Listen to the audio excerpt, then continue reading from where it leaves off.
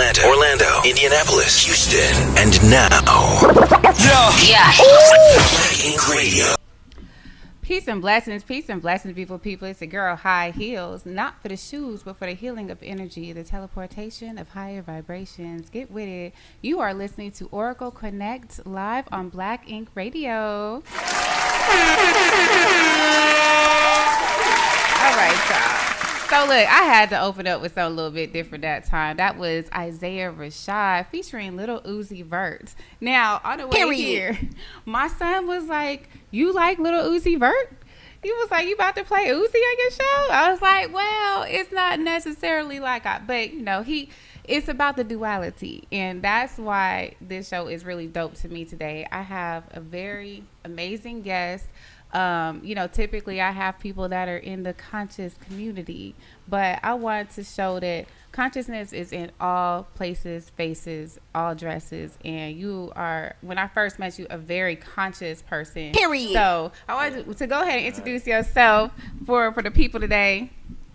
What's going on, man? Yeah, man, it's your boy Watch the Drip, man. You know what I'm saying? I stay on some good stuff, but I'm trying to show people what's going on. You know what I'm saying? Really what's going on, like how you ain't gotta be this and that in order to be this and that. You know what I'm saying? And I'm gonna explain to y'all throughout the interview. You know what I'm saying? I don't want to drop too much right now in the intro, but you know what's going on, man. And Watch the Drip, Mr. Never Average. You know what I'm saying? NA4L. You know what I'm saying? Y'all know what's going on. Y'all see it on the shirt. You know what I'm saying? On the chain. You know what I'm saying? Big Drip, Mr. Never Average. You know what's going on. Hey, so look, how about I knew exactly what you said. Not a lot about this and that, but this and that. But I kind of understood what you said. It was almost like a telepathy thing that happened. So when I met you at a very interesting place. Funny story, for like one night I did a body paint thing. Where like I was like legit nude body naked. Paint. I was naked. So he seen you naked. No, he didn't see it. He wasn't there. He wasn't there. Oh, okay. So what happened was I did this thing for Art Crew, and I had did the body paint thing, and then the artist that had painted me, she was like, "Yeah, you know, I want to really get some girls together, do some promo. You should come to this open call." So I was like, "Yeah, cool, I'll show up." But I think I had something to do, so I told her like, "I'm gonna be there a little late though." You know, she was like, "Yeah, sure, come through." So by the time I got there, they was already wrapping up. But he was real late. I mean, well, because she told me just to come through, but I guess her photographer was already leaving or whatever. So he comes in. I don't know if your friend was his son, her son, or something like that. I already had people. When we was in there, we already had people in there that already working that actually worked with us. Okay. So all of us is in. Oh, my bad. You can hold it. Yeah. So all of us is in the community together where we all work together. You know what I'm saying? Like, ain't nobody actually on no hatred shit, on no downplaying. You know what I'm saying? Everybody mostly be trying to uplift in the next person and build on the next person. So when we came, we already had someone working there. You know what I'm saying? They invited us. They were like, "Oh, yeah, it'll be a good look." And then the artist that she was actually working with is actually close with us. You know what I'm saying? We don't work with her plenty of times. You know what I'm saying? We done had plenty of female artists and different people that come to her and actually get body painted. Okay. So we was already, you know what I'm saying, in tune with what was going on. Yeah. So you know, I missed the whole body paint part. But we ended up having this conversation, and in the conversation, it was like instantly we found a kinship. Like I saw myself in you, and I feel like you saw yourself in me. And that's something that I really want us as a people to start to do, because I feel like once we see ourselves in each other, we become a more powerful unit.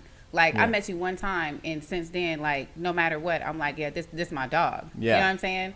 And if we all did that all the time, imagine how powerful we could be as a people. So no matter whatever the establishment does or whatever, you know, the mainstream tries to put on us, we wouldn't be able to be knocked down. Yeah. And I think that a lot of times with us in the conscious community, we kind of do be separate from everybody else. Yeah. You know what I'm saying? Yeah. So I felt like it was real important. Like as soon as I got my own show, because I was on a different show, and then they was kind of, you know, a little different. Yeah. You know what I'm saying? They was trying to capitalize a little bit. And I felt like I didn't want to do that with you. Like I really wanted you to come and speak. Yeah. One of the first things that made me identify with you was when you were talking about your children's book. So you are an author of 2 books, right? Yeah, I'm an author of 2 books, I think originally, but you know, I got like 4 books in all, but 2 books that actually are out and actually able to people to go on, you know, purchase and, you know what I'm saying, enjoy, you know what I'm saying. I'm an author of 2 books originally right now. So you have Amiri's stories. What are Amiri's stories? What is that? What was the inspiration for that? Okay, so the inspiration for Amiri's stories was the fact of the matter that when I originally, because I actually was in the streets for a long time, you know what I'm saying? Like, I was in the streets. I didn't actually have the correct guidance in order to actually do the stuff that I was doing. It had to be strictly from me being born with a good spirit, me, my grandmother, my mother, you know what I'm saying? All of them having a good spirit that actually had to play inside of me.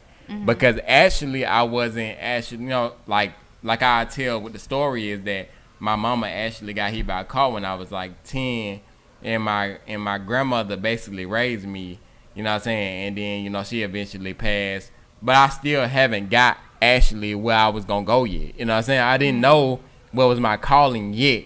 You know what I'm saying? Until I actually had to actually learn it, you know what I'm saying, physically myself. You know what I'm saying? So basically I end up being in the streets for a long time, end up getting locked up, you know what I'm saying, from doing crimes, you know what I'm saying, crime after crime, you know what I'm saying. I eventually what kind of crimes was you doing? I actually got locked up. I actually went to prison. It's documented for armed robbery, but you can't really pull it up no more because all the good stuff that I do now, you know what I'm saying, you really actually cannot pull it up. It's hard for you to pull it up. You don't have to pay to pull it up. Yeah. But which is good. You know what I'm saying? That's the great thing. You know what I'm saying? You gotta pay to actually pull it up. But when you actually type in my name, you're gonna actually see all the great things that I do in the community. You know what I'm saying? The positive stuff I do for my community and different communities of you know what I'm saying, positive people. So what happens is I end up getting locked up for that crime. You know what I'm saying? And I ain't gonna say that changes everybody, because some people get locked up and they come out and they still be in the same mindset. So I ain't gonna say that's the reason why it changed. I'm gonna say the full reason why it changed is because my heart inside was really actually always positive. I just had to do what I had to do to survive at the time when I was younger. You know what I'm saying? Coming from the streets, coming from that type of environment, I didn't have no real guidance like people like me and you know what I'm saying, that actually could talk to the youth and actually, you know what I'm saying, be on me enough to actually guide me in the right direction.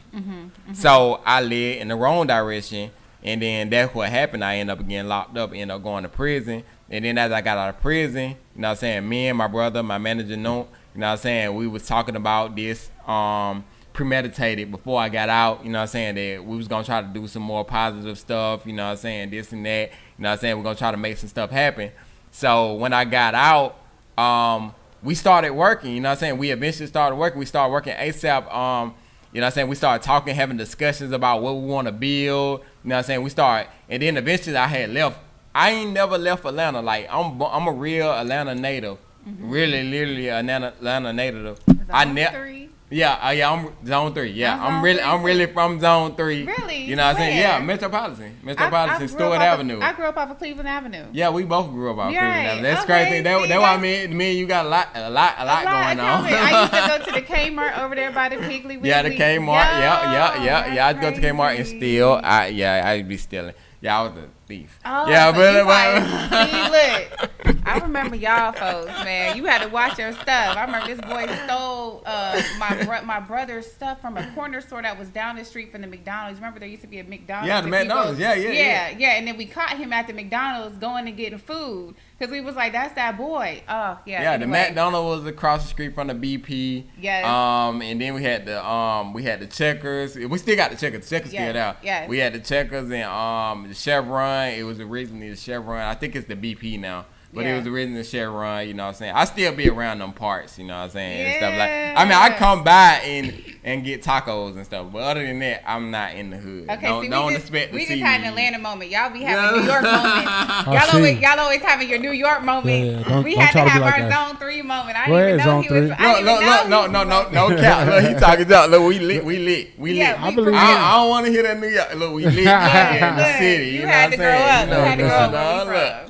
I drive up and down Metropolitan sometimes. Yeah, you out here too. You out here too. Yeah, that's it lit. Okay. I've been 8 years, man. You know, Atlanta's my home now. That's Stewart Ave. That's Stewart Ave. Yeah, Stewart Ave. That's Stewart Ave, dude. That's originally Stewart. Anybody who from that area says Stewart. That's Stewart Ave. That was the host role. Yeah. The reason why I may say Metropolitan sometimes for the younger crowd actually relate to what I'm saying, but most of the time I say Stewart or Metropolitan in Cleveland Avenue. I say both, all three. You know what's funny? It looked like a whole stroll. It's like it's built like one. Because that looked like Hunts Point where we at in New York. Yeah, a funny story. So my dad managed professional boxers. So he would bring boxers from our country, from Ghana, to come and box, right?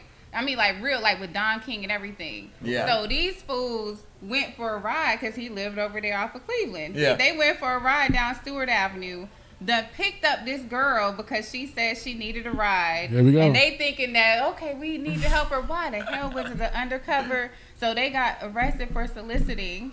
Dang. So my dad had to come up there because they didn't really speak English. You know what I'm saying? Like they was really like thinking it was someone that needed help. They didn't know they was on the whole stroll. Yeah. So we had to let them know like you can't go over there. Like that's where that's a no-fly zone. Yeah. But see the thing is, okay, so when we come down to Metropolitan and Cleveland Avenue, Stewart Avenue and Cleveland Avenue.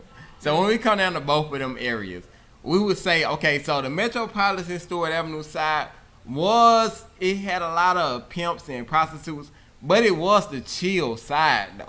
It still was the chill side compared to Cleveland Avenue, like the places where they say like Young Thug and a lot of the rappers where it's popping. Yeah. That was more of the aggressive side. So you would love to be on our side because our side was the fun side. You know what I'm saying? Like our side was you gonna go out there and enjoy yourself. You know what I'm saying? Instead of actually going to Cleveland Avenue. Yeah. You know what I'm saying? Where you may get. You gonna get. You know what I'm saying? My cousin got robbed at the bus stop. That was 2 like houses down from my house, and my cousin he got robbed like twice. Yeah. Riding the bus. But anyway, I digress. We had to go on some Atlanta page real quick. Yeah. So let's get back to the original story. Back to the story. Okay. So you got locked up. When you got out, you guys were really planning on doing something different, something positive. Yeah. We was planning on doing something different. Definitely, we were planning on building something that was gonna be great. You know what I'm saying? And we were just a situation where we had already had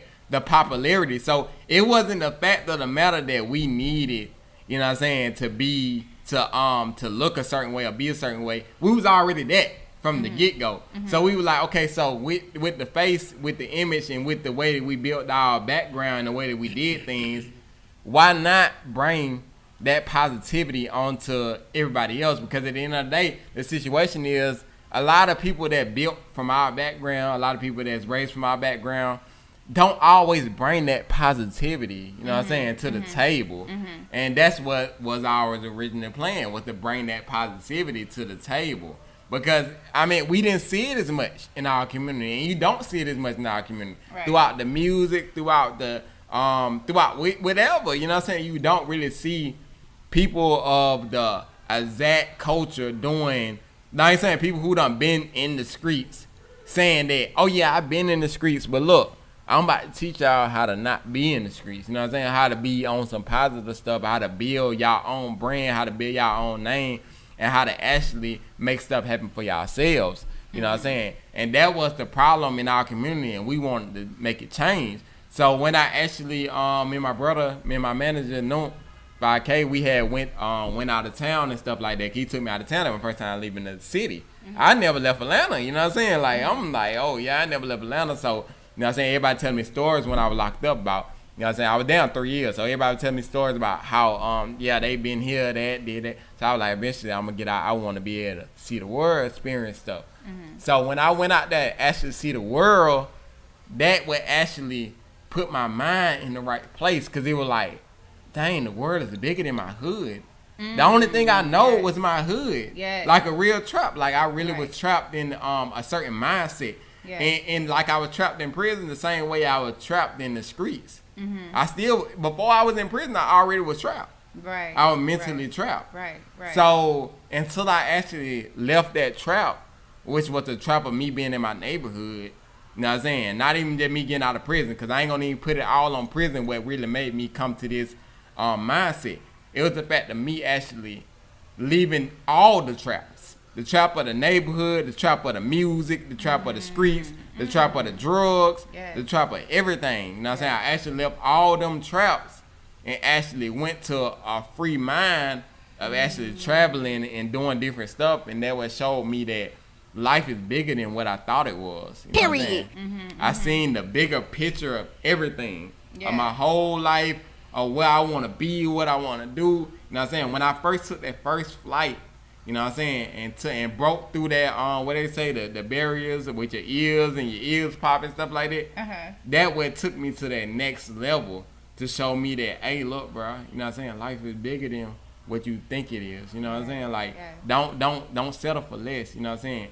Think about how big life really is. Life is big, and don't sit back and set your life to negativity, because you're not gonna be able to see the bigger picture. If you keep seeing your life negativity, you're not gonna be able to eventually see the bigger picture of life. You know what I'm saying? And that's what I had set it on. So yes, that's powerful, man. Yeah.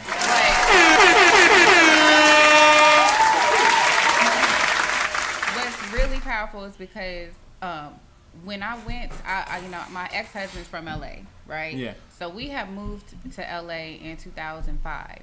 And so, you know, when I first, you know, came in, I'm like, well, like, I want to see Rodeo Drive. Like, I want to see the stuff that I know from the movies.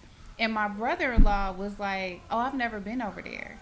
Like, he grew up in South Central, you know what I'm saying? Western, you know what I'm saying? Western is 65th, you know what I'm saying? But to think that you were almost 40 years old and never traveled 30 minutes over, not even 30 minutes over. And there's so many people that we see in our communities that it's like, if you just step outside of that barrier, that changes your life. You know what I'm saying? Yeah. Let alone to just like, just even just change. You don't even got to get on a plane sometimes. Just step outside of the barrier of the project that they have created, because they create the trap for us though. Like, it's something that is already created by zoning and things like that. That's something that, and I don't want to get too on that page, but really the establishment, they create that on purpose. Like, they understand that they have put us in a trap. You know what I'm saying? And I think it's important for people like you to keep talking that.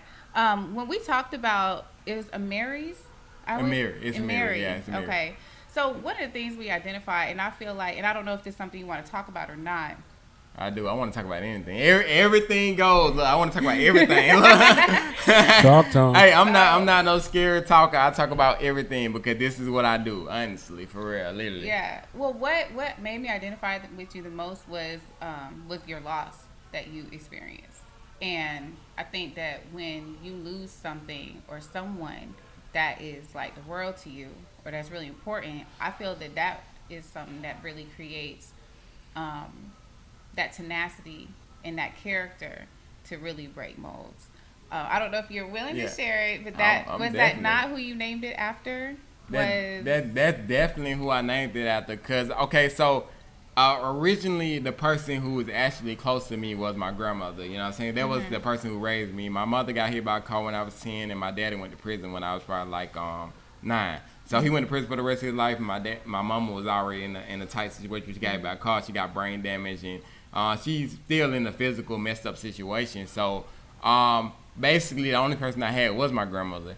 My grandmother eventually passed.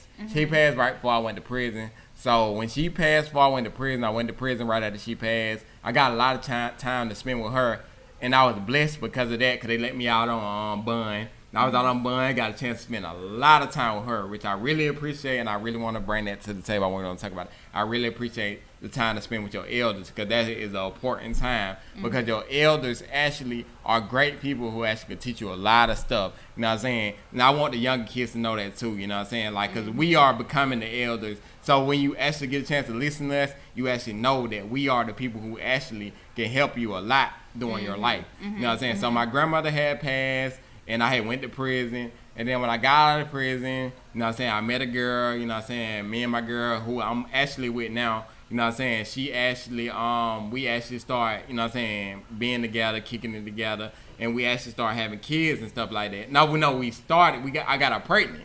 So when I got her pregnant, that was my opportunity. I feel like, you know what I'm saying, I figured I was going to have a little girl, you know what I'm saying, I figured I was going to have that opportunity to basically, like, seem like I was going to have that woman back in my life. Because a lot of men are close to that woman. You know what I'm saying? Even if they're their mother, their grandmother, a lot of men are close to that woman. You know what I'm saying? So I feel like I was getting that woman back when I was actually having that kid. So that's why it was so much of a strong connection, strong bond, because I feel like that was my grandmother being reincarnated into that baby. And that was my whole mindset. So I was thinking like, oh yeah, if I got my baby, then I got somebody forever. You know what I'm saying? Instead of actually, you know, me and my girl, we still cool to this day. Cause I'm blessed that me and her still actually close. But the situation is, I don't know. You know what I'm saying? Mentally, you know, any man or woman don't know if they're going to be with that person forever. So when they have a baby, you know that baby is your baby forever. You know what I'm saying? Like my grandma was going to be my grandma forever. You know what I'm saying? Until she passed. So that's what I was on. So when she actually had a miscarriage, you know what I'm saying, she was like seven months pregnant. You know what I'm saying? So I'm thinking like, I'm about to have this baby. And then to not have the baby, it kind of hit me hard, you know what I'm saying? But I had to be strong for her because she ain't never lost a baby. So I'm like, dang, I got to be strong for her. But at the same time, I got to be strong for myself. And then, you know what I'm saying? Then I got to actually still be creative and still build what I got going on. So I had to be strong on all platforms, and what happened is I started being stronger and stronger, and then I actually during the anniversary of the passing, I think the next year, that's when I actually wrote the book, because I actually was like, dang, my daughter deserves something. She may not be here, but she deserves something. You know what I'm saying? Like she still was actually coming. You know what I'm saying? I actually named her and everything. You know what I'm saying? She was actually coming.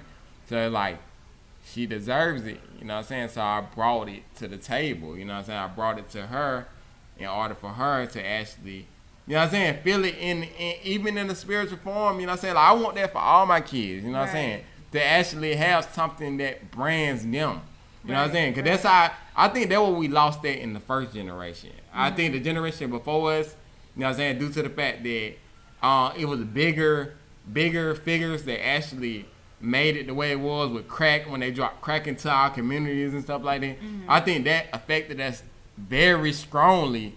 You know what I'm saying? Our older generation, I feel like that affected us. So due to the fact of the matter is, we lost at that point. So at that point, I feel like it's our turn to pick it back up. You know what I'm saying? Us, that's the new generation, like not the new generation, but like the generation but right before the new generation. I feel like it's our job to pick the ball back up where the ball was actually, you know, fumbled at. You know what I'm saying? We should pick it back up and actually try to build on that. You know what I'm saying? Try to grow on that. You know what I'm saying? That's what I was doing with the whole Amiri stories. When I dropped Amiri stories, it was more like me picking up the ball. Me knowing that my kids gonna have something to eat off of after I'm gone. You know what I'm saying? My kids gonna have something to grow off of and have something. Oh, I could look up daddy. When I look up daddy, this will pop up. You know what I'm saying? When I look up daddy, it ain't just him at no job. It ain't just him doing this. No, when I look up daddy, he actually got established business for us to actually eat off of. You know what I'm saying? Something that we going to eat off of for the rest of our lives. And that's what I was trying to do with Amiri Stories. I was actually trying to let her live through the books and actually have my family eat off what was going on with me and my life. You know what I'm saying? Because I think about the future a lot. You know what I'm saying? Yes. Can I see your eyes? Okay. So now it's time. I'm all like, I can.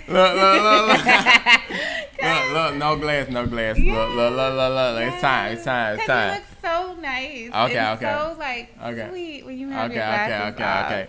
Why do y'all do that, man? Like people always take the glasses off. Like, you know what I mean? Cause it's somebody. They're the gateway to the soul. She's trying to dig into your soul, bro. Look, and I feel on that because it like, okay, so in one end of the glasses on is because a lot of the people, the younger people, they relate to that. You know what I'm saying? Just keeping it real. That's what they relate to. You know what I'm saying? But people like us, you know what I'm saying? People who really be seeing into the soul and stuff like that, we actually relate to no glasses. You know what I'm saying? We actually like to see each other, actually like to really greet and meet each other. You know what I'm saying? But the situation is we got to be able to relate to both. Because I think that what happened with our parents. They can relate to both. You know what I'm saying? They didn't see both sides of the story. You know what I'm saying? They weren't looking at both sides of the story. They're like, oh, yeah, you should be this, and this is what it is. But they weren't like, okay, look. You know what I'm saying? I'm from both sides. You know what I'm saying? Like, I've been the person who's turned up, having fun, enjoying my life. You know what I'm saying? Turning up at the clubs. And I also been the person who actually went to work, actually had to handle my business, had to provide for my family. And you know what I'm saying? I'm actually that way. I had to give y'all whoopings. You know what I'm saying? Because, you know what I'm saying, I'm both sides of the table, and that's the situation. That's why I wore the glasses. I told her, I was like, look, I'm wear the glasses part of the interview, and I'm wear the glasses. I'm not gonna wear the glasses another part of the interview. I want to see your face. You know what I'm saying? Yeah. Because I mean, I'm both. You know what I'm saying? I'm both. And I feel like that's another thing I want to talk about. I really want to touch on this. Is that a lot of people, a lot of things that go on with the community is the fact of the matter that we end up not actually letting the kids know that it's no really strict guidelines to living life. You know what I'm saying? Like, a lot of kids feel like they can't relate to a lot of the positive stuff that's going on because they think it's strict guidelines to positivity. Yeah. And it ain't. You know what I'm saying? It ain't no strict guidelines. We all still have fun. Every person in this earth, you know what I'm saying, still has fun. You know what I'm saying? They still do stuff, you know, go to the club, still turn up, still, you know what I'm saying, drink a little bit, you know what I'm saying, smoke a little. You know what I'm saying? Everybody live their lives and have fun. You know what I'm saying? Ain't nobody on I mean, the people that is on script line, yeah, it's some people out there, but ain't too many people that actually just live on that strict guideline. So I want people to understand that you could be a positive and great person even if you still doing certain stuff. You know what I'm saying? Because ain't nobody perfect. It would be nobody on this earth that'll ever be perfect. And that's what I want to preach. Nobody. Ain't nobody perfect. Yeah. No matter what they tell you, no matter what they sell you, ain't nobody perfect. Period. You know what I'm saying? Yes. And that's what I build off of. And that's why I try to show people as much as possible that ain't nobody perfect. You know what I'm saying? Like, you can still be a positive, great person. You know what I'm saying? That's what I want to keep. You can still be a positive, great person and still live your life. Yeah. You can still go out to the club. I'm not trying to force y'all to not go to the club. I'm not trying to force y'all to not have fun. I'm not trying to force y'all to not turn up with y'all friends. Don't stop doing that. Enjoy yourselves. But at the end of the day, still be a good person while you're doing it.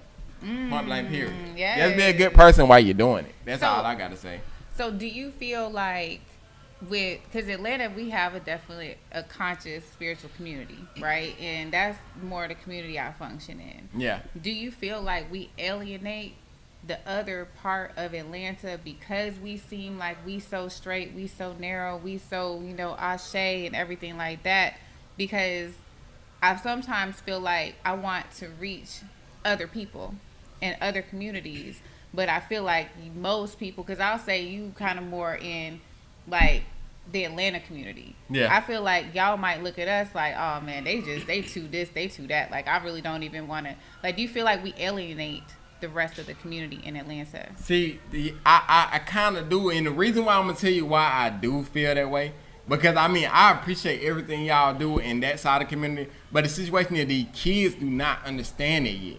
That's the problem. That's the problem. It ain't the grown-ups. It's not the grown-ups. It's not the people that's almost 30, you know what I'm saying? Like, I'm older. I'm almost 30 years old. It's not us. It's the people that actually are kids, you know what I'm saying? The 21-year-old, 22-year-old, 19-year-old, 18-year-old, 17-year-old. You know what I'm saying? These people do not understand this stuff yet. Right. So what it is we need a medium person. You know what I'm saying? And that's what I be trying to bring to the table, a medium person. A person who say, look, I'm not completely all positive. I'm not completely all negative. You know what I'm saying?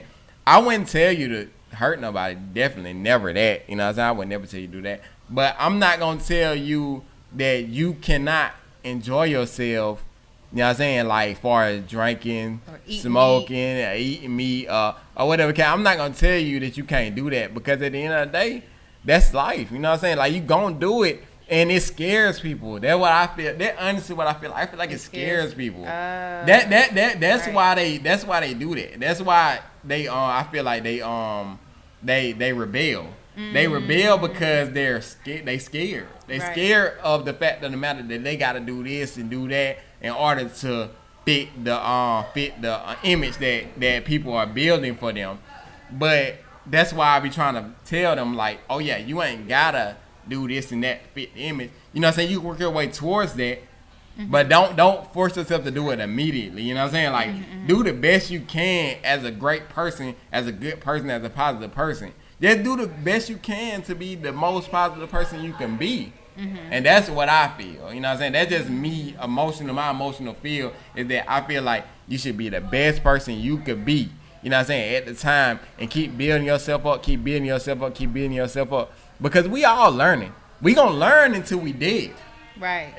The people who may think they the smartest, but may not be the smartest, because the situation is that we gonna learn until we die. So when you 90 or 100 years old, you still gonna be learning stuff. Yeah. You still gonna be learning stuff at 101 years old. You still gonna have stuff that you need to learn. Yes. You know what I'm saying? And that's forever. That's until you die. So that's why I feel like give these kids an opportunity to build and grow. Because I feel like that's the reason why I didn't focus on nobody in particular. Because I feel like they was already there. And I ain't feel like I had nobody that was... The only person I feel like that was like doing that was Tupac. I was raised off Tupac. Yes. I love him to death. Yes. Tupac was the only person I feel like that was there, but wasn't there. You know what I'm saying? Right. Like, he was that perfect medium because he was conscious, but he was also hood and knew the streets. Yeah. So it was like that perfect. And you know, it's funny. We feel like we're righteous and ratchet. We think that we are holistic and hood. Like, we feel like we are this happy medium. But I will say that even part of you coming on the show, the reason why I reached out to you was because I was feeling like my show was becoming a conscious show, but was it really like reaching people, or was it only in my community? Yeah. Because like I was talking to Rich Mo the other week, and he was like, yeah, you know, focus on your community. And I'm like, but if I just focus on this direct community, what is that gonna really do? Like, it's like I'm only going to just keep talking to the same people, but that's not the purpose of why I came here. That's not why the purpose why I came to Black Ink or why I do this. I do it to step outside of the community. Right. That wasn't my purpose. Well, that wasn't the purpose of you. The thing is our audience is not your community. Right. So when I say focus on your community, you're speaking to a whole audience that's not your community. Right. Everybody that's watching Black Ink Radio is not your community. It's more this community. Right. So that's why I said to focus on your community, because you're bringing knowledge to them. Where he's now on here speaking for the people that actually watch this show. Yes. But I do have a question though.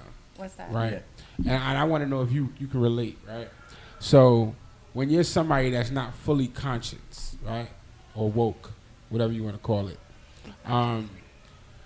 do you feel like your community kind of, not in a bad way always, but sometimes, turn their nose up at people that are not conscious? Like, feel like because you're not woke, it's like... You talking to me, right? Duh. Yes. I will say that I do catch even myself doing it.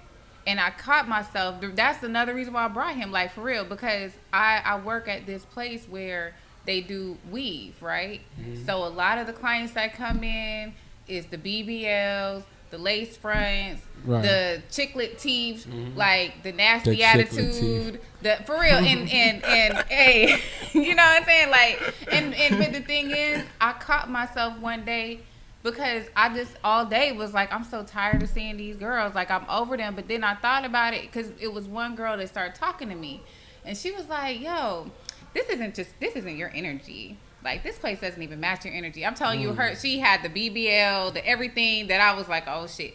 But when she started talking to me, it was a real like, she was like, no, I feel your energy. This just doesn't match you. Like, you shouldn't be here. And I thought about talking how, like one of y'all. Yeah, exactly. And so I'm like, we do sometimes get that way, and I don't want us to be like that. And it's not to be divisive. I think it's just sometimes you get fed up because you know the overall plan.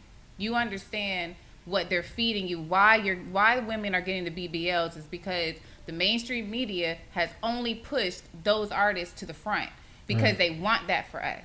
So sometimes you get frustrated because you see your people falling into a trap, and you see them doing something that you know better than to do, and you want them so badly to wake the fuck up.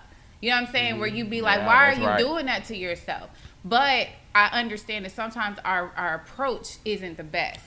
Right, but that's what I was getting at. Yeah, because my thing is, if you see somebody, if you're in the bed with somebody and they're having a nightmare, right, and you up, which is what you gonna do? You're gonna wake them up. Yeah, you're not gonna get out of bed and walk away because they making weird noises. Right. So my thing is, sometimes I feel like the people in your community, because I'm listening to him talk, and what he's saying is it's not really his age, because they have a choice and they made their choice. At that age, they know what they want to do. They actually woke. They know the decisions they made. But it's the younger kids that don't know. And it's like, I just feel like if the people in your community took more responsibility on aiming at the youth, then maybe they could make a better choice before they get to where Shorty's at. Right. You know what I'm saying? You gotta get them from young, especially when you got somebody like him who straddles the fence. So he's willing to help with that. And they will relate to him. Quicker than they'll relate to you or the blue pill, red pill. They're on their side. So when they talk, it might be a little too deep for the young boys. Yes. But for him talking now, it's like they can relate. They can hear what he's saying. Yes. You get what I'm saying? So I just feel like it could be like you said, a collaboration of work. Just to instead of like looking down on people or feeling like you don't want this, they might you gotta just put in an effort to help. I totally agree. Like, that's something that I was telling myself the other day, because I'll catch myself when people talk about the food they eat or whatever, and I was like, oh hell no, I ain't eating that. I'm not. And I realized, like, I'm not trying to come off stuck up. I'm not trying to act like I'm better. Right. It's just that when someone tells me do you want to eat? It was something, they ordered a pepperoni pizza, and it's like, well, you can just pick the pepperoni off. I was like, nah, because the pork's still cooked on there. You know what I'm saying? They're like, what's the big deal? But it's just so, I don't want to come off like that, and I don't try to be, and I don't feel like our community tries to be like that. But then sometimes it's like, bruh, like, I know you know better. But that was the thing with him was I'm like, you conscious.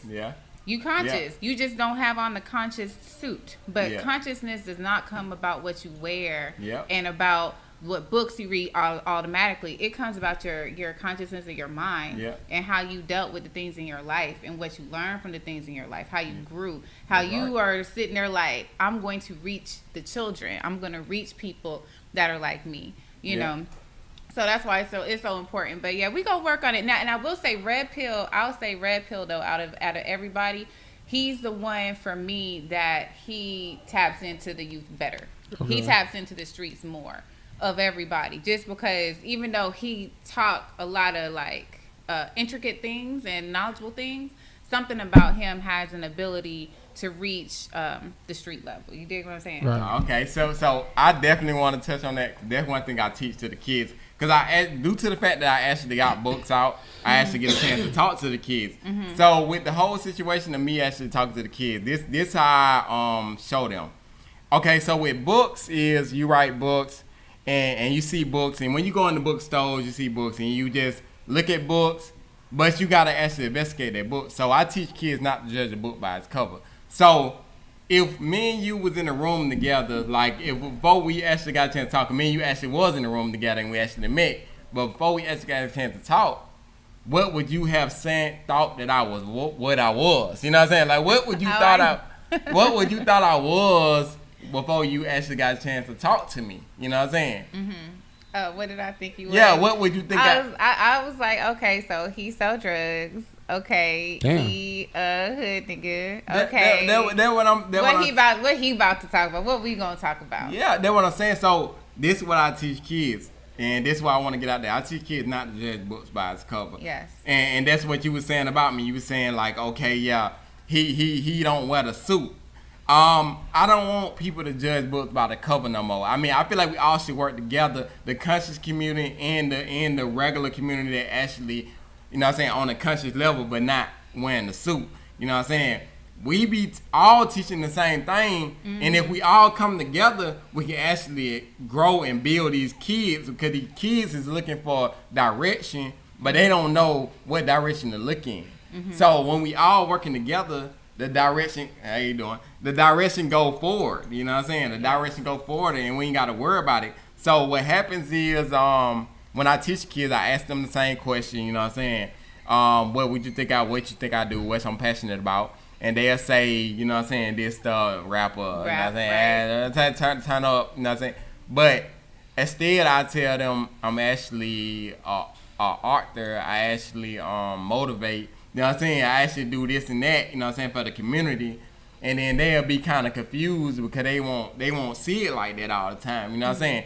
So I actually had to teach them to not judge a book by its cover. You know what I'm saying? When you see a book, investigate that book. You know what I'm saying? Find out what's going on in that book before, and then you could pass your slight judgment, even though it's not a full judgment, because the only person that can judge is God. But you could pass your slight judgment on that book and choose not to agree or read that book. You know what I'm saying? But still actually investigate. You know what I'm saying? And every book is either on the back of the book or it's either in the front of the book. You know what I'm saying? It'll give you a brief description of what the book is about. You know what I'm saying? That's when you start investigating. You know what I'm saying? Like, I ain't saying you got to read the whole book, but investigate that book before you judge that book. Don't just look at that book and say that book ain't about nothing because the book don't look as appealing to you as you thought it would. You know what I'm saying? Look at the book and actually get a chance to investigate that book a little bit. And then maybe you may find some great jewels and some great stuff that you may need to learn or may need to know that's in that book that you never would have known. You know what I'm saying? Like some stuff that you never would have known because you actually, and that's why people overlook a lot of stuff. That's why people miss out on a lot of stuff because they look too fast without actually investigating. Yeah. And that's me. That's my whole, that's what I bring to the table. I bring that investigative feel. You know what I'm saying? You can look at me, you know what I'm saying? I've been in the streets, but now I'm actually trying to build the community that I actually seen for myself in the past that I actually didn't get a chance to build because I was lost in the streets. I got trapped. You know what I'm saying? I got trapped. I got lost. I got trapped. You know what I'm saying? And I had to break free of that. And once I broke free, I actually got a chance to teach. You know what I'm saying? That's what I do. I'm actually a teacher. You know what I'm saying? Like, I don't care what nobody say. Professor. I'm a professor. Professor. Hey, it's interesting though because really on the flip side, you know, not judging a book by its cover, because some people wear the conscious suit and they're not conscious. Yeah. There's a lot of people that put on that image. And then when you get to know them, you like, oh, you a shyster? Right. Yeah. Oh, you do drugs? Right. So that goes both ways when it comes to whether you think somebody from the streets or whether you think somebody conscious. Yeah. Real quick, though, hold on. I do want to clear something up, you know, to my brothers, Red and Blue. I want them to understand. Oh, what? Yeah. No, I wasn't trying to come at them and saying, nah, my bro left a comment. He said, damn, why I get thrown under the bus? You know, I be teaching them many. I know y'all do what y'all do. You feel me? It wasn't that. I just you just trying to make us work together. Yeah, I'm just. That's what you doing. The youngins might not always take to it. That's what. Yeah, they might not get where niggas coming from. A lot of them don't get where I'm coming from, and I don't even consider myself like a conscious person. But I do be teaching. You feel what I'm saying? Yeah. I do be trying to, you know, get niggas to be a little more enlightened on at least what I know, if I could tell you. But I just feel like sometimes the youth only gonna relate to what looks like what they are into. Like, you look like that's why I do it, because I already fit the image. You know what I'm saying? Yeah. And I get what you saying. But they don't be like, I still, I'm a rapper as well. Yeah. And I got an image of a rapper, but I still don't look like them, like the youngins look. Yeah. You feel me? Like I know I look more, a little more mature. You still got the vibe, but what I'm trying to say is, I get what you was saying, because the situation is, he may think that you throwing him on the bus, but you're not throwing him on the bus. You just saying we all need to work together. Yeah, that's because right. we all lose track of things when we don't work together. Like, okay, so if I think like, oh yeah, she's too conscious, we shouldn't work, or she would have thought that I was not too conscious and I was in the streets and we can't work, then we'll never work together, and that would have throw the kids off, because they'll be like, oh, I look up to this person, but this person don't. You know what I'm saying? Like, but we all of the same community. Facts. We all are the same people. You know what I'm saying? Right. And that way they get lost there. They get lost because they think that, oh yeah, what's going on? I don't know. I'm confused now, and that confuse them. You know what I'm saying? We all work together. That's what we want to show on this show. This show with me and her. You know what I'm saying? If she invited me to, look, we want to show that we work together. Yes, we all work together. You know what I'm saying? We all work together to actually grow our community. We want to see us get bigger. Actually, let's develop more of a greater mind state. You know what I'm saying? We want to see our kids stop killing. We want to see our kids start dealing. You know what I'm saying? We want to see our kids start doing as much stuff as possible to actually grow into some great people, get businesses. You know what I'm saying? We want to have the businesses that a lot of people work for. We want to have them turn into black businesses. You know what I'm saying? You know what I'm saying? Big names, tire shops, electricity, light bulb shops. We want to have a big black name on there. You know what I'm saying? That's what we want. Yeah. Like all across the board. We want to go all across, because we love our community and we love ourselves. So at the end of the day, that's why we can relate, because we love ourselves and we love our community. Yes, we see each other in ourselves. Yeah, we see each other. Yep, that's fact. I wanted to bring this up. So when I met you, I told you I wanted to get this Black Rose. Yeah, right? Black Rose. Yeah. Yes. Look. So the other book that you have, how do you say it? Is Trementilous? Artementis. Artementis Rose. What's that mean? Artementis mean black or inky. You feel me? Black ink. You know what I'm saying? You know how we going. Look. Yes. Artementis mean black or inky. You know what I'm saying?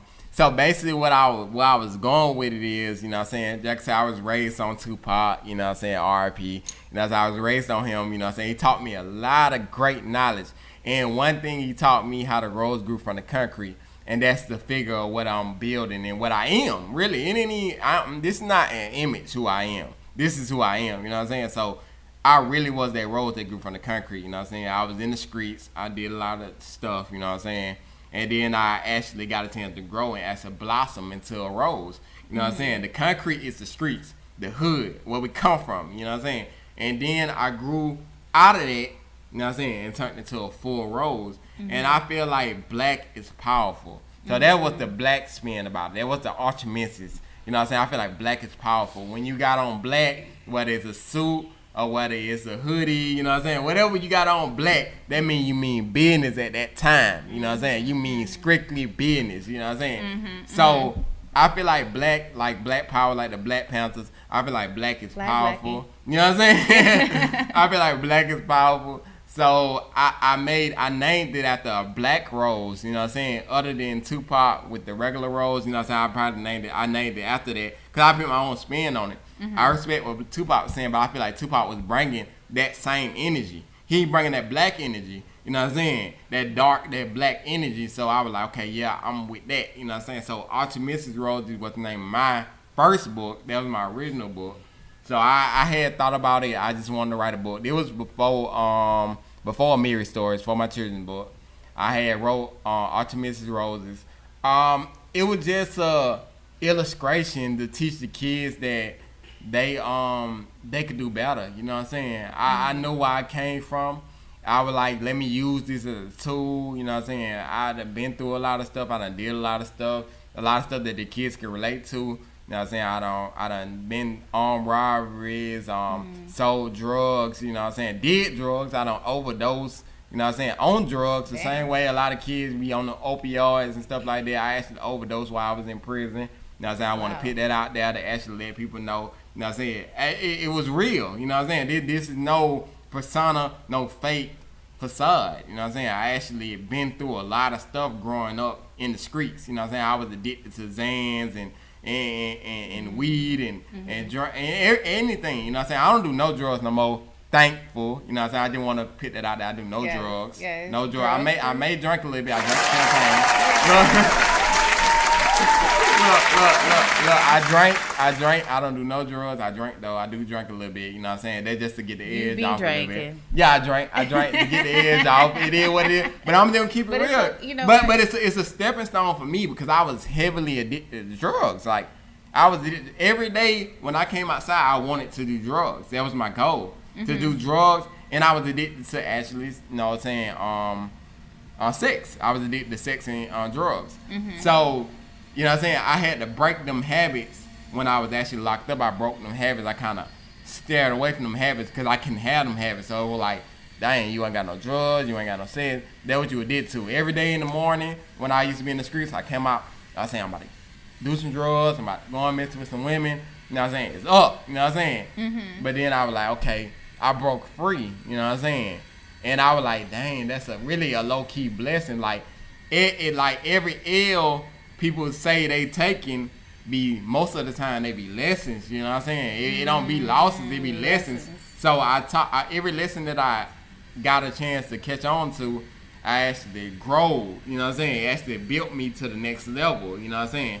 And that was a lesson that I actually learned, to not be addicted to drugs, to not be addicted to women, you know what I'm saying? To actually go after what I really feel and what I really love, you know what I'm saying? What I'm really emotional about, and that's about my community. And you know what I'm saying, that's about me building something better for my kids, you know what I'm saying, like generational wealth, you know what I'm saying, stuff that I build for my kids, you know what I'm saying, and for other people's kids. I don't just look out for mine, I look out for everybody, you know what I'm saying. I done did plenty of giveaways, plenty of stuff to help the community, you know what I'm saying. That's just me. That was me, even when I was broke. I'm working a 9 to 5, I'm giving away stuff, you know what I'm saying. I ain't doing this because I'm rich, you know what I'm saying. A lot of people do it because they rich. You know what I'm saying? I ain't doing it because I'm rich, because it don't take a lot to give back.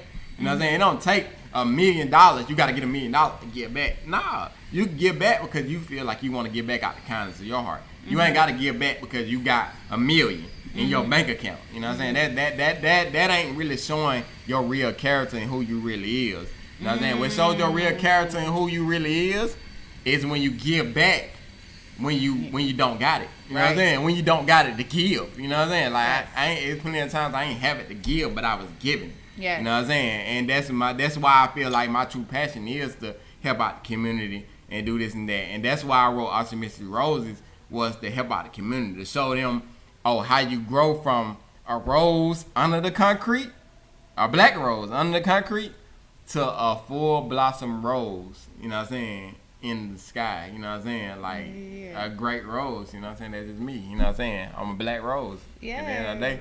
Okay. Yeah. And you a black rose too. Black rose, you know what I'm saying? That's why I got it though. Because I've got the stem says it is what it is, and that comes from losing my mother. Just, you know, you have to accept things. Sometimes there's things you can't change, so it is what it is. What you gonna do? Are you about to sit here and die? Are you going to sit here and get on drugs? Like, what you about to do? Or are you about to live your life? So you just gotta take things for what it is sometimes. You do. I do have a quick question. Damn, how much time we got? I got a question, then I'm gonna ask you what you brought here.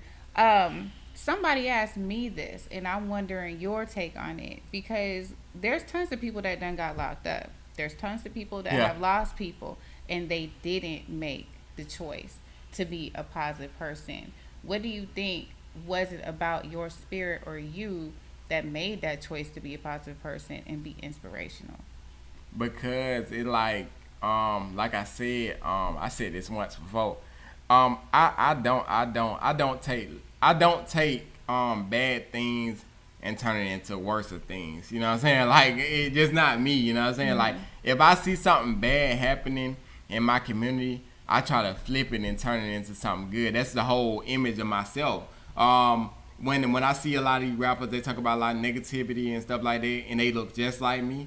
You know what I'm saying? I take that bad and actually, okay, so when the kids see me, they be like, oh, yeah, dang, yeah, he may be like the bad guys, but then when they actually get a chance to listen to me, It's like chess. 'Cause I played chess. I was in chess strong when I was a kid. So it's the same technique they use to tear us down. The same technique I use to build us up. You know what I'm saying? You know what I'm saying? That's just me. Yeah. So when something bad happened, I try to flip it every time. Like I try to flip it and turn it into something positive. So if somebody passed in my life, I try to make it in like Amiri stories. Like I said, I try to make it into something that's gonna actually help somebody else and help myself and help as many people as I possibly can, because I feel like that's what's more important with death. People will look at death as something so terrible, but they should look at it more like as a transition more than anything, as a celebration of life, because at the end of the day, everybody gonna die. I mean, ain't nobody got no choice to live on this earth forever. Nobody, you know what I'm saying? And ain't nobody got no choice to not go through problems on this earth ever. Everybody gonna go through problems. The richest people gonna go through problems. The richest people, I'm talking about billionaires, trillionaire, whatever you want to call it. You got millionaires killing themselves, so I understand. Yeah. So these are the choices that you can't avoid. So what you do with them is, since you can't avoid them, you turn them into something positive that can actually help you and build you and grow you as a person. Facts. And people around you as a person. And that's why I did what I did with all the stories I did. Everything that I do, it comes from what I've been through. You know what I'm saying? Right. And some stuff was sad, but I don't make it look that sad, because the situation is I don't feel like it's that sad inside of me. Yeah. I feel like it's more like of life, you know what I'm saying? I feel like it's just life, you know what I'm saying? Like what you expect out of life, like you gonna get this stuff out of life. So since you gonna get this stuff out of life, just make sure that you prepare for it. Right. Like they say, prepare for the worst, expect the best. You know what I'm saying? You know what I'm saying? Still think for the best. You know what I'm saying? But prepare for the worst now. Right. Because things are going to happen. You know what I'm saying? And that's life. You know what I'm saying? You know what's funny about what you're saying? Because I've learned to, like, everything that's ever happened that was bad was because I was going into a bad direction. And I always felt like when it was bad, I felt like, damn, why is this happening? And then I'll find out later why it happened. It protected me from something worse. Yeah. So in life, I like you're saying how I feel. You're saying it a little differently, but I don't think that anything bad actually happens. I feel like whenever something bad happens, it's just because something better is there. Yeah. So I don't ever really look at anything bad. I just look at it like it's protecting you. Yeah. And whenever the worst things have happened to me, it's because something bad happened, and then I forced it, and then it got way worse. Yeah, they're right. They're right. When I didn't take the warnings. Right. Yeah. You know, I had warnings. This was bad, and I said, "No, I ain't gonna let it be bad." And I just went harder at it, and then that's when the really bad thing happened. Yeah. That probably would have never happened if I would have accepted that. Okay, that wasn't good. Let me go this way now. Yeah. So whenever something like that happens to me, I just look at it like, all right, cool. That just means that, you know, I got to go this way. Or, you know, that's what it means. It just ain't, I just don't see nothing as bad. I just see things as, you know, that's just what it is. What it is. And you just got to go in another direction. She got the tattoo. That's what it is. It is what it is. Like, it is what it is. That's life. That's life. That's life. And I don't want no kids to feel like that ain't life. You know what I'm saying? Just expect things to happen. You know what I'm saying? Don't sit back and think that everything is just going to be all happy all the time. No, it's not. You know what I'm saying? You're going to go through hard times, and that's life. You know what I'm saying? But the part about life is that when you push through it, that means that you're a survivor. You're a real deal survivor. You're a real deal live. You want to live for real. You know what I'm saying? But when you actually sit back and soak in it, it don't do nothing but make it worse. You know what I'm saying? You sit back and soak in pain and sadness. You know what I'm saying? It ain't gonna do nothing but make it worse and worse. You know what I'm saying? Like, you're not trying to find a way out. You gotta find a blessing. You gotta find a blessing in it. That's really, it's just you gotta find a blessing. Like, that was how I got out of, I guess you would say, my depression with losing my mom. Well, I found her dead. So it was kind of like, it was trauma. It was shock more than just losing her. It was like, 30 minutes before I found her, I was on the phone with somebody, and I was like, I gotta move from here, because I feel like I'm gonna go upstairs and she's gonna be dead one day, and I just can't be that person. Damn. And then found her 30 minutes later. So you done told this story before? Can you tell this story? What happened? What happened with your mama? Because I want to know. So my mom, she was a person that lived her life a lot for other people. She got married really young and was in a very controlling relationship. My father was just a very dominant person. He was 20 years older than her. You know, so I think that eventually, just after not paying attention to herself, she hit a wall like 2002, 2003. When I got married, she just became really depressed. And then they said she was bipolar. Then she was an alcoholic. And then they would give her all this medication. So for the last 8 years of her life, she was an alcoholic and depressed. So her last 6 months of her life, I came to live with her because I was like, okay, I'm about to save her. Like I was on it too. I was on the medications. I'm going through her stuff. I'm giving it to her to make sure she don't take too much of it. I'm cursing her doctors out. Like, why y'all keep prescribing her all this stuff? Yeah. So I guess just after 8 years of that, her body just couldn't take it anymore. So she died in her sleep. Yeah. And I eventually found her like that.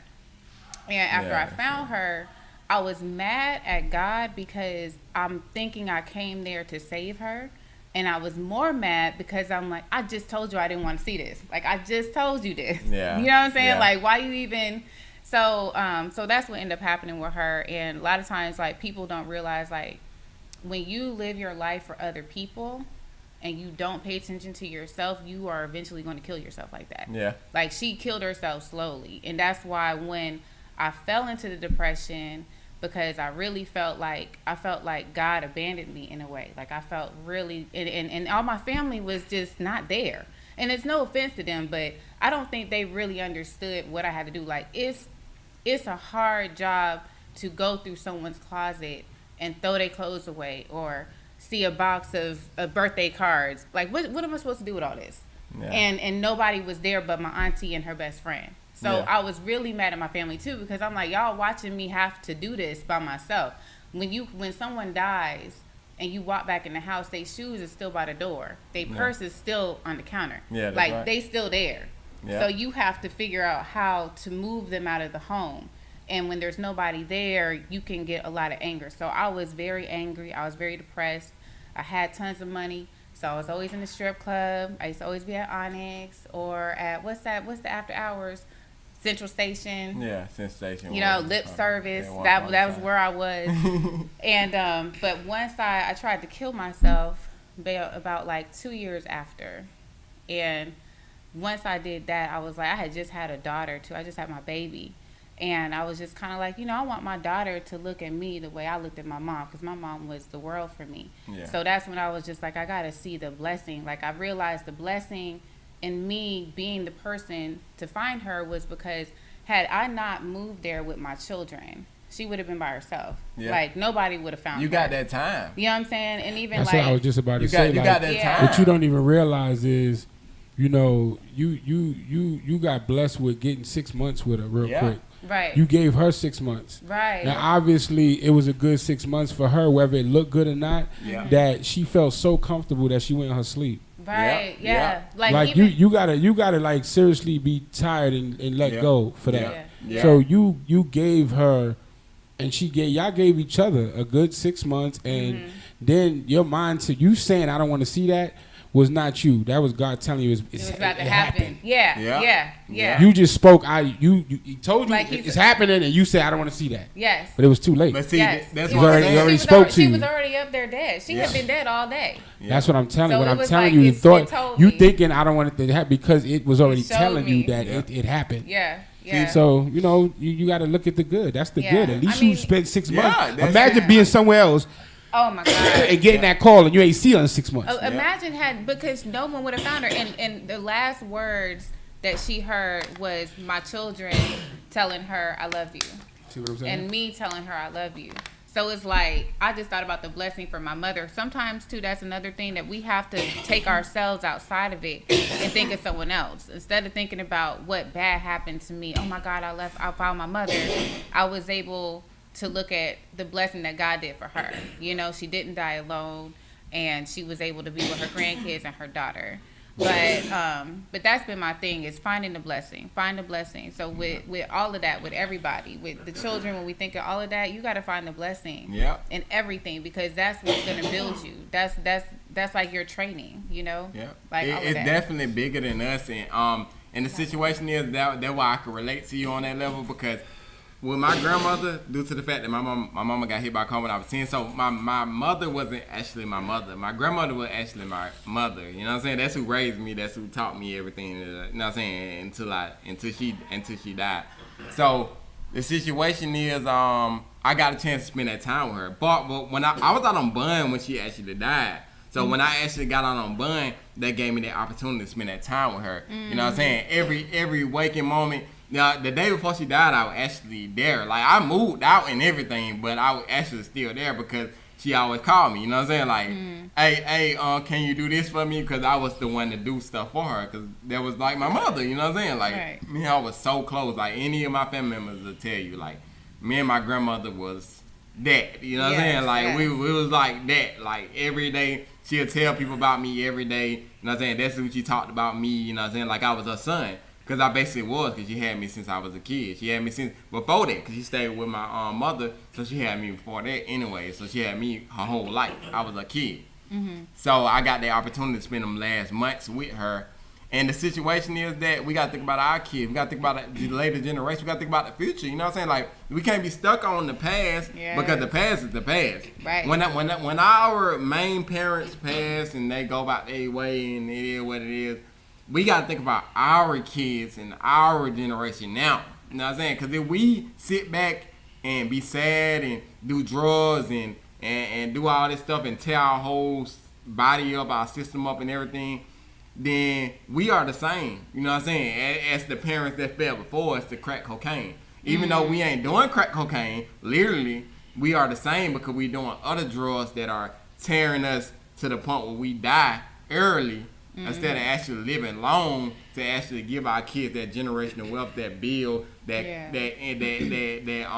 thought process. You know what I'm saying? Everything that we are bringing to the table, we need to bring it to the table for our kids. Because our kids want to see your daughter, your kids want to see you just like how, you know what I'm saying, you want to see your mama. The same way you wanted to see your mama longer. Your kids want to see you longer. You know what I'm saying? Yeah. And they want to see you teach them the same stuff. You know what I'm saying? Some good stuff. You know what I'm saying? And I'm happy that I did go through that. So now I've learned that to carry that over because my mom didn't learn that finding the blessing. All right, so we about out of time, but I want you to show me what you brought me. You brought me some, I got some gifts. Okay. I'm gifted. So what I brought a lot of stuff, but see the situation, I'm running fast on time. But I did bring stuff. I haven't seen. I was looking at your page. I didn't see you with no hats on, but I do got a hat. I do need a hat. I'm sorry. But I didn't see you with any hats on. But that's the Never Average hat. Yes. You know what I'm saying? I definitely got the book. This is Amiri Stories book. I give this to my daughter. Saying? Yeah, definitely. You know what I'm saying? Open it up. Show them what's going on. Show them the packaging and everything. You know what I'm saying? Come packaged. You know what I'm saying? With me on it, you know what I'm saying? Amiri Stories, that's my daughter. You know what I'm saying? It come with the crayons in the back. You know what I'm saying? Crayons, you know what I'm saying? Crayons for the back of the book. You know what I'm saying? Where they get to draw and create their own imagination in the back of the book. They're saying for the kids, you know what I'm saying? To get an opportunity to get an opportunity to dream themselves. I want kids to get an opportunity to dream themselves the same way my daughter get an opportunity to dream forever. You know what I'm saying? While y'all got the temporary time to dream, y'all can actually create your own dreams, you know what I'm saying, and actually bring them to life, you know what I'm saying, throughout my books. You know what I'm saying? I got a couple products I had bought just to show, you know what I'm saying, I know this ain't your size, so it would have went with the hat, but it ain't.